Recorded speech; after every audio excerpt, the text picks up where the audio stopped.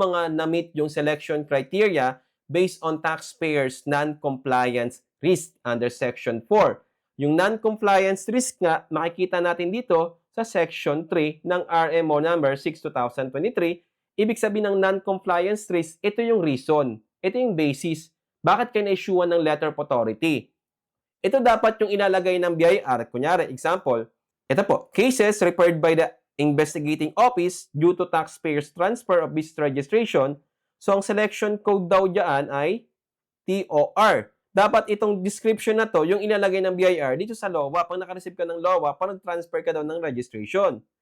Ang ilalagay ng BIR dapat, pursuant to cases referred by other IO o investigating office due to taxpayers transfer of business registration. Yun dapat ang ilalagay nila. As pursuant to RMO number 44/2010. Clearly, dapat ilalagay mo number 5, section 3, the basis for the audit. Ito po yung format ng Electronic Letter of Authority, 2010 pa, hindi pa po yan nababago. Ngayon, kung nabago yan, may amendment pala yan, hindi ko alam. Paki-comment po sa ating video at i-check po natin para makagawa tayo ng follow-up video natin, tutorial video, katulad po na ginagawa natin.